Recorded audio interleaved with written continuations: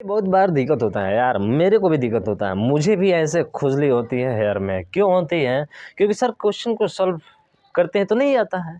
नहीं आता है भैया, बेसिक जानोगे नहीं तो खाएगा। पर्सनली पे डायरेक्ट अटैक करोगे भाई साहब तो कुछ भी नहीं आएगा आपको, समझ रहे हो ना। हाँ, इसका विशेष आपको ध्यान रखना पड़ेगा। तो उससे पहले मैं आपको बता दूं कि हमारा टॉपिक जो आज का है वो है आपका आव्यूह, यानी कि आव्यूह के बारे में हमको पूरा बेसिक उसका जानना है। फिर हम चैप्टर पे चलेंगे, और जब चैप्टर पे जाएंगे ना भाई साहब, तो आपको एकदम लगेगा कि हलवा है सर, आपने तो ऐसे बता दिया, देखते ही क्वेश्चन को उड़ा दोगे, समझ रहे हो ना।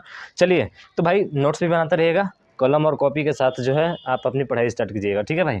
नहीं तो पढ़िएगा ही मत यार, नहीं पढ़ना, मजाक मत करो मेरे भाई साहब, समझ रहे हो ना। बिल्कुल। तो परिभाषा क्या होती है सर? परिभाषा इसका पूछा जाए तो परिभाषा क्या होगा, तो हम लोग कहेंगे कि अवयवों को पंक्ति अथवा स्तंभ, अरे पंक्ति अथवा स्तंभ में व्यवस्थित करने की व्यवस्था ही क्या कहलाती है? अरे सर, व्यवस्था ही कहलाती है आपकी आव्यूह। क्या कहलाती हैं? आव्यूह कहलाती हैं सर। ये वाला पंक्ति हो गई, अरे जहाँ जिस रेशियो में चलती है ना तो पंक्ति हो गई। और इस तरह से खंभा जब दिखाई देता है ना भाई साहब, खंभा वो मत समझिएगा, ये वाला समझ रहे हैं ना। हाँ भाई साहब, पढ़े लिखे आप स्टूडेंट है, ये मत समझिएगा, ठीक है ना। तो खंभा का मतलब सर सीधा, और हॉरिजेंटल और वर्टिकल, समझ रहे हैं ना। तो इसका विशेष ध्यान रखिए। चलिए हम लोग इसकी परिभाषा लिखते हैं, फिर इसको और आसानी तरीके से समझेंगे, ठीक है। तो चलिए लिखिए अवयवों को, ठीक है, अवयवों को पंक्ति तथा स्तंभ में, पंक्ति तथा स्तंभ में व्यवस्थित, लिखिएगा अवयवों को पंक्ति तथा स्तंभ में व्यवस्थित करने की व्यवस्था, व्यवस्थित करने की व्यवस्था। तो व्यवस्थित करने की व्यवस्था ही क्या कहलाती है भाई साहब? आव्यूह कहलाती है। यानी कि अवयवों को पंक्ति तथा स्तंभों में, ठीक है, पंक्ति तथा किसमें? स्तंभों में व्यवस्थित करने की व्यवस्था ही क्या कहलाती है? आव्यूह कहलाती है। क्या कहलाती है मेरे भाई? आव्यूह कहलाती है। अब बात ये आती है कि सर आव्यूह को किससे दर्शाया जाता है? तो भैया आव्यूह को आप ए से लेकर जेड तक जो मर्जी उठाई लीजिए और उसको उसे दर्शा ही दीजिए, समझ रहे हैं ना। मतलब ये हुआ कि सर आव्यूह को दर्शाने के लिए हम लोग अंग्रेजी के वर्णमाला के कैपिटल अक्षर द्वारा दर्शाते हैं, ठीक है। तो लिख लीजिए इसको भी, आव्यूह को अंग्रेजी वर्णमाला के, आव्यूह को, आव्यूह को अंग्रेजी वर्णमाला के, अरे आव्यूह को अंग्रेजी वर्णमाला के कैपिटल, अरे कैपिटल मने समझते हो भैया? अरे कैपिटल मने होता है बड़े अक्षरों में, ठीक है। तो आव्यूह को अंग्रेजी वर्णमाला के कैपिटल अक्षर द्वारा, कैपिटल अक्षर द्वारा दर्शाया जाता है, दर्शाया जाता है। ये दूसरा पॉइंट, ठीक है। सर आपने बताया कि पंक्ति और स्तंभ को व्यवस्थित करने की व्याख्या क्या होती है, मैं आपको समझाऊंगा। उसके बाद से आपने बोला कि आव्यूह को अंग्रेजी वर्णमाला के कैपिटल अक्षरों द्वारा क्या करते हैं? प्रदर्शित करते हैं या फिर दर्शाया जाता है। कैसे? तो सर कैसे का मतलब चलिए अभी बात करेंगे तो ये हो जाएगा, जैसे कि एग्जाम्पल में बात करेंगे हम लोग सर कि ए हो गया, बी हो गया, अरे सी हो गया, डॉट डॉट करके एक्स वाई क्या हो जाएगा? जेड हो जाएगा। आपकी जिसकी आपको जो मर्जी आए, ठीक है, ए से लेकर जेड तक किसी से भी दर्शा सकते हैं, लेकिन ज़्यादातर हम लोग किससे दर्शाते हैं? ए से ही दर्शाते हैं, ठीक है ना। ए भी आता, सी आता है, कुछ भी आ सकता है भैया, जब आपने बोल दिया ए से लेकर जेड तक।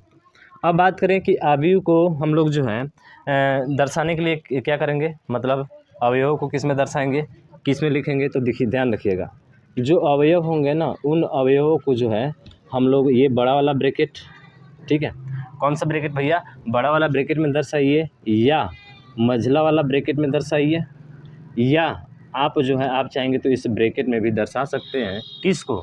सर अवयव को। किसको दर्शा सकते हैं?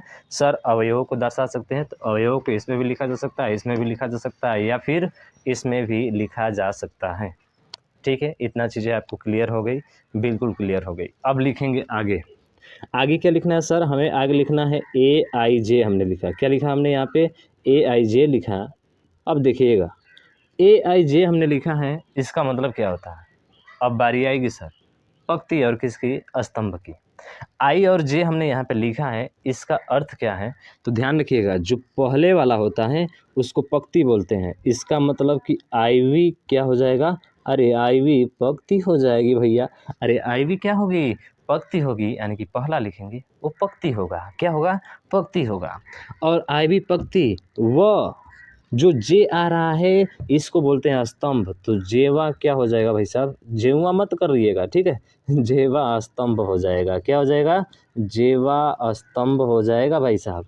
तो ये हो गई आई विभक्ति जेवा स्तंभ। मतलब कि सर अगर आपने यहाँ पे 1 और 2 लिख दिया, अगर हमने कहा कि बताइए 1 और 2 लिखा तो एक का अर्थ क्या है?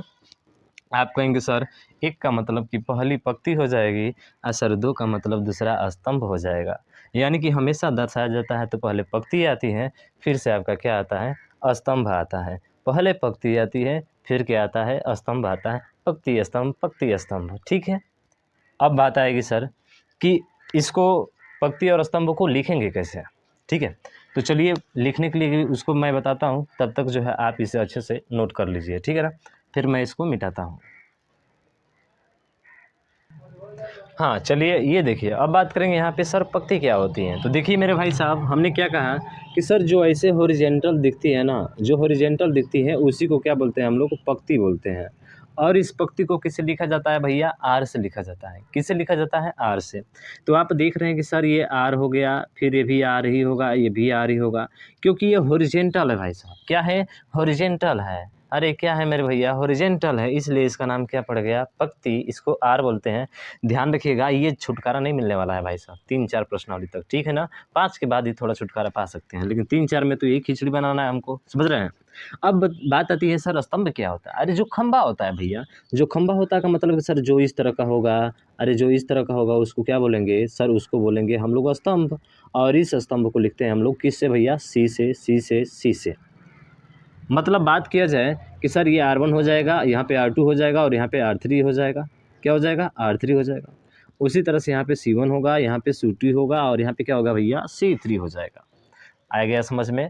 सर ऐसे जो होता है उसको पंक्ति बोला जाता है और ऐसे जो होता है उसको स्तंभ बोला जाता है। आपको क्लियर होना चाहिए, ठीक है। तो सर इसमें बोले कि बताइए इसमें पंक्ति कितनी है?